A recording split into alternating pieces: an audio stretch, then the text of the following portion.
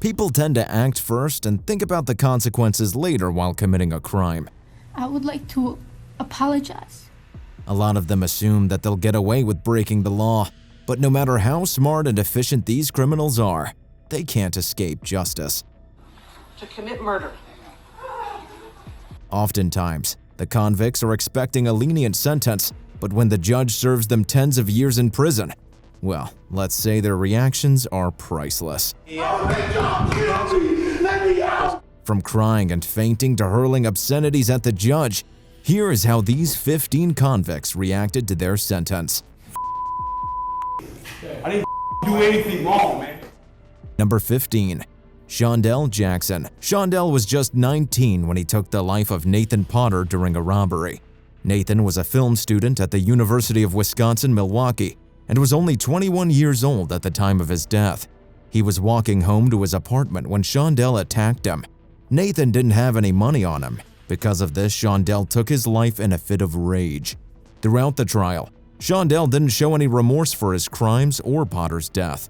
In fact, the hardened criminal kept smirking at the victim's family members in a taunting manner. Because of this vile behavior, Shondell had to be escorted out of the courtroom. When the judge announced his sentence, Shondell was enraged and got out of control. He began hurling obscenities at Milwaukee County Circuit Judge Rebecca Daly, who had sentenced him to life in prison without the possibility of parole. He was subdued by 3 deputies and a detective, James Hutchinson, who pepper sprayed him and took him under guard. He had behaved in a similar manner when the jury had declared him guilty in a previous hearing. Number 14. James Wasson. James Franklin Wasson was the culprit behind 2 high-speed police chases. He was arrested after the second chase when he holed up in an apartment and threatened to shoot the officers and himself if they tried to get inside. It took the officers several hours to convince Wasson to peacefully surrender. He was charged with 11 felony crimes. He pleaded guilty to some of these as part of a plea agreement, but when District Judge Kurt Kruger hinted that he would hand down harsher sentences than that recommended by the prosecution, Wasson lost his cool. I'm good, let's go. He stood looking over court papers his public defender was holding while Kruger pronounced the sentences. When the judge said that these sentences would run consecutively, Wasson gave him a disgusted look and tried to leave. A few officers had to force him back in his seat, but a few seconds later, he again jumped up and tried to get away. James, sit up. James, sit down. This time, more officers intervened and wrestled him back into the seat while he kicked, writhed, and cursed at everyone. You can suck my After Kruger finished pronouncing the sentences, Wasson was let out by 2 officers while 6 others walked along just to be safe. Number 13. T.J. Lane. Lane is a teenage criminal who was convicted for taking the lives of 3 high school students from Ohio back in 2012. During the trial, Lance's disrespectful behavior and evident lack of remorse were noticed by everyone, including the presiding judge David L. Furry. T.J. Lane pleaded guilty to all the charges against him. His victims were 16-year-old Daniel Parmador, Demetrius Hewlin, and Russell King Jr., who was 17 years old. 3 other students were also badly injured during the incident. Lance's smug attitude in court shocked everyone. He arrived at the Chardon court wearing a button-down. While the proceedings were underway, he opened his shirt and exposed the white t-shirt he was wearing underneath, which had the word "killer" written on it. He also smiled at the cameras and showed his middle finger to the court. Saying to pull the trigger to kill your son, you know, masturbates to memory. Families of his victims were offended by his behavior, and so was the judge, who rightfully sentenced him to life in prison. Lane could not have received the death penalty, as he was a minor when he committed horrendous crimes. Number 12. Eric Pendland. Eric Pendland belonged to Youngstown and was handed the maximum sentence for negligence and harm to his infant son. The prosecution told the court that Eric had shaken the child in a violent manner, which led to permanent brain damage and disability. 37-year-old Eric was sentenced to 11 years in prison on 2 charges of child endangerment. Back in March 2017, he had shaken the 3-month-old with so much force that he lost his sense of hearing and sight. According to hospital staff, the boy was unresponsive when he was brought in. The prosecution urged the presiding judge, Anthony D'Onofrio, to hand down the maximum possible sentence to Pendland, keeping in mind the child's pain and injuries. The boy may have survived, but he had to undergo 3 surgeries and was disabled for life. When Judge D'Onofrio announced his sentence, Eric became enraged and began shouting that he didn't do anything. Man.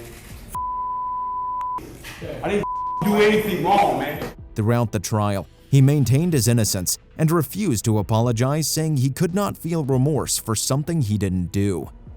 I've been falsely accused. I've been wrongfully convicted. Number 11. Manson Bryant. Manson Bryant was a frequent guest in the Lake County Court of Common Pleas due to his lengthy rap sheet dating back to 1999 when he was just a teenager. Almost 8 of Bryant's criminal cases had been assigned to Judge Eugene Lucci in the last 10 years. In July 2018, he was once again presented before Judge Lucci when he was arrested for being involved in a home invasion. In 2019, the jury convicted him on numerous charges, including aggravated burglary, robbery, and kidnapping. At his sentencing hearing, Bryant appeared before Judge Lucci, and he was hoping that the judge would hand down a lenient sentence. Addressing the court, he said, "I've made a lifetime of bad decisions. I respect you and I respect your decision."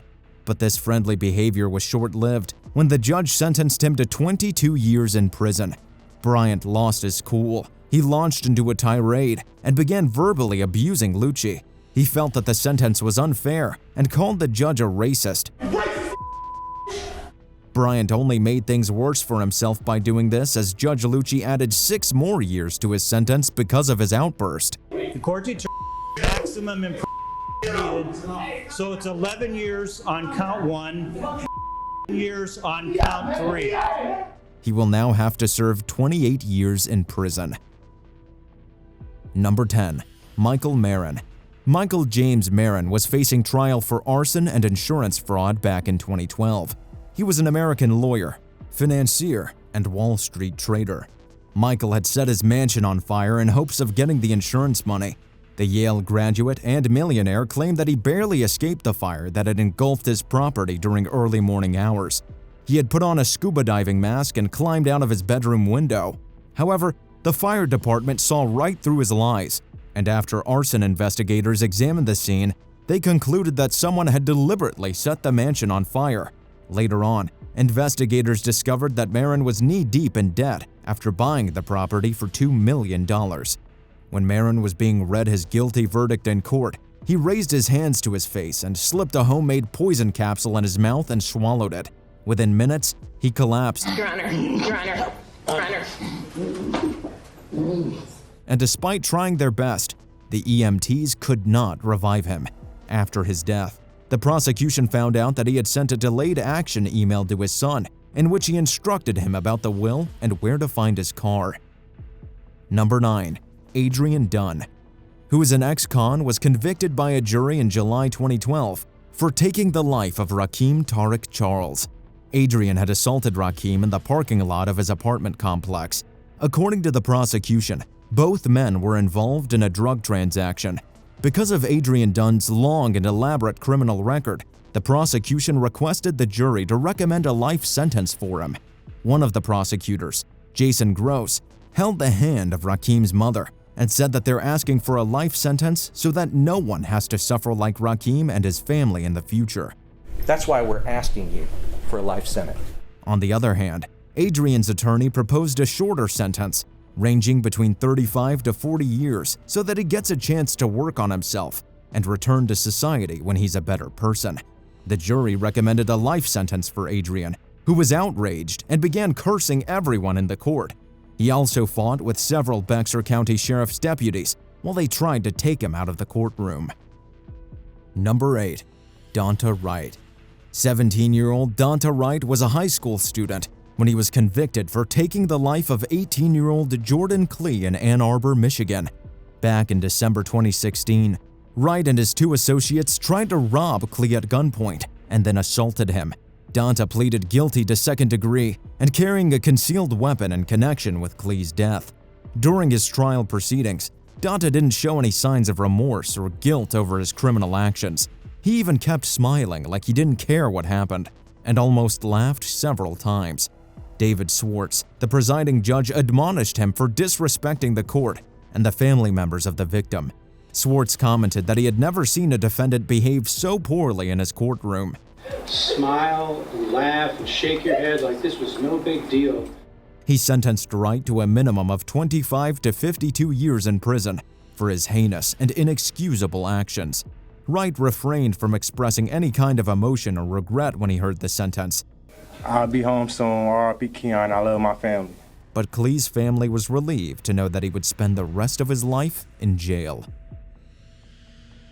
Number 7. Cameron Herron. Cameron Herron's father gifted him a brand new black Ford Mustang when he graduated high school.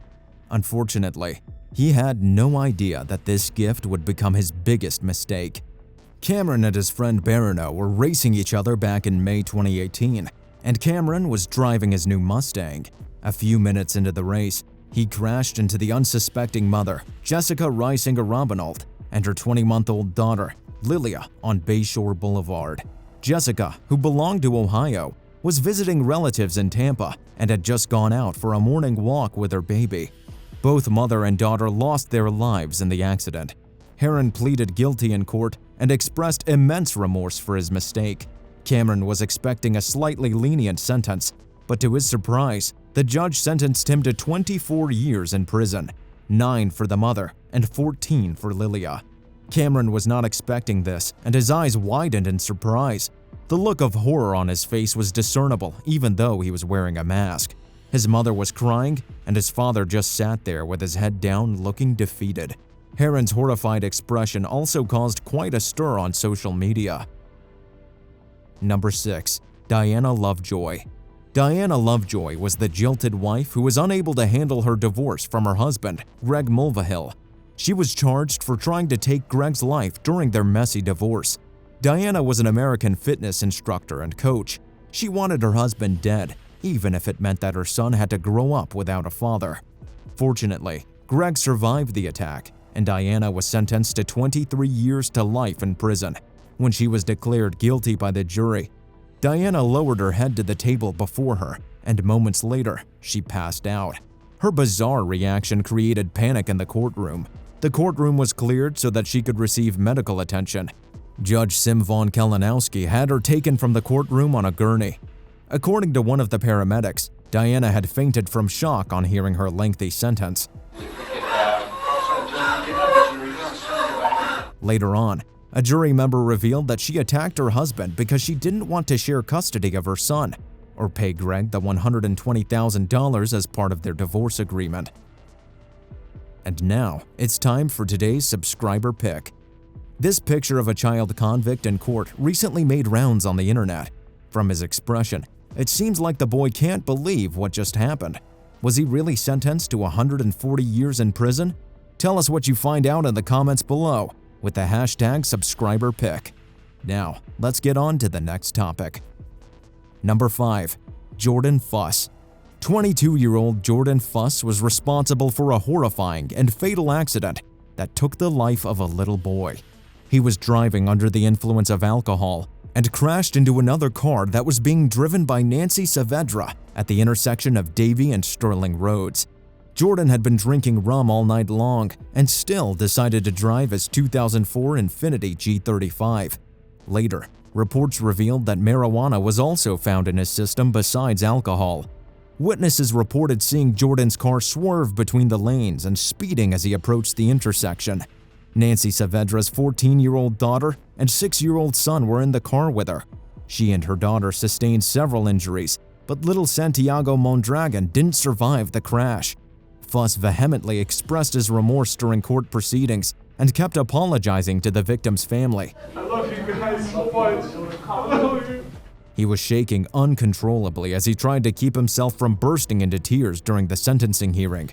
The judge sentenced him to 14 years in prison, saying that despite his regret, there was nothing Jordan could do to bring the little boy back. May God forgive you, because I can't. Number 4. Antonio Barbo. Antonio Barbo was just 13 years old when he took the life of his grandmother with the help of his friend Nathan Pop. Both teenagers were assaulted with assaulting and taking the life of 78-year-old Barbara Olson, who had invited the two boys to her Sheboygan Falls home in September 2012. They had planned to steal money from the poor old lady. We were gonna try to scare her to get money and then use force if needed. Antonio and Nathan attacked her with a hatchet and left her to die. They stole money along with some other items and fled the scene. Soon after, they were arrested and charged with first-degree intentional homicide. A jury convicted both boys in 2013, and Antonio was sentenced to life in prison with eligibility for extended supervision after serving 35 years. Nathan was also given a life sentence. During the sentencing hearing, Antonio looked devastated and emotional. He began crying when he heard his punishment. He apologized to the court and his family for what he did. The weight of his sentence hit him like a bus. He was visibly overwhelmed as he slumped down in his seat, shaking like a leaf. Number 3. Michael Madison. Madison is the infamous serial criminal from East Cleveland who robbed at least 3 young women of their lives. He was arrested and charged in 2013. Madison faced trial between April and May 2015 and was convicted by the jury for taking the lives of Sherelda Terry, Shatisha Seeley, and Angela Deskins. They are punishable by a possible death or life in prison. The jury only deliberated for less than a day and returned with a guilty verdict on all 13 counts. They also recommended the death sentence for Madison. The sentence of death is imposed upon the defendant, Michael Madison. During his trial, Madison looked confident and his attitude was abominable. He expressed no signs of remorse, and instead of feeling bad for hurting 3 innocent women, he acted as if he was proud of what he did. He kept smirking and gave taunting looks to the victims' families. His insulting behavior enraged Van Terry, who had lost his daughter Sherelda Terry. In a fit of rage, Van approached the defense table and lunged over to grab Madison. The sheriff's deputies had to force him down while Madison and his lawyers tried to get away. The entire courtroom was in chaos, and Terry was removed by law enforcement officers. After a 15-minute break, the court adjourned. The judge understood how Terry felt, therefore he was released without any charges. Number 2. Erica May and Shanita Latrice. Erica May Butts and Shanita Latrice Cunningham were convicted for taking the life of a toddler named Serenity Richardson back in 2009. The 2 women belonging to Summerville, South Carolina, were best friends with little Serenity's mother. Erica was her godmother and was supposed to take care of the little girl for 2 weeks while her mother was away. Both Erica and her girlfriend Shanita were sentenced to life in prison for taking Serenity's life. At the hearing, when they realized that they will be spending the rest of their lives in prison, both women reacted in a bizarre manner. They began crying and screaming at first. But a few moments later, both women passed out. Erica's worried mother was shouting at her daughter to get up. Both Erica and Shanita had to be taken out of the courtroom in wheelchairs, despite their overly emotional reaction. The prosecution and Judge Deidre Richardson believed that they got what they deserved for hurting a child. Number 1. Roxanna Sikorski. Roxanna, who was a resident of Plymouth Township, attempted to take the lives of her adoptive parents and siblings with the help of her boyfriend. Roxanna was just 15 years old and was dating Michael Rivera, who was 23. She was a troubled child who had begun acting out as an adolescent. I'm like, what do you mean? He goes on the neck. He sends me an artery picture. And it's like right over here, where you... She was diagnosed with attention deficit disorder and PTSD, for which she was also taking medicines. Roxanna met Rivers on Facebook and he encouraged her bad behavior. She wanted to take her parents' lives because they had filed a statutory assault complaint against Rivera. This past year and a half have been the most stressful and painful time for myself and my family. He was also outside their house and was instructing Roxanna what to do. She attacked her 12-year-old brother and fled. Later, she was arrested at Rivera's house. The prosecution charged Roxanna as an adult. Until she reaches the age of 18, she'll remain at the Calumet Center. At least that's my request. But her parents kept defending her, saying that she was suffering from mental illness and that Rivera was controlling her. Vulnerable, she's young, I mean, obviously, if she got caught up with Rivera, who knows what could happen in prison. When she was sentenced, Roxanna was trembling and crying. Her face was red with emotions and distress. It was clear that she regretted her actions. She also apologized to her family in tears. I would like to apologize to my family. The emotional scene, however, did not sway the judge, who sentenced her to up to 20 years in prison.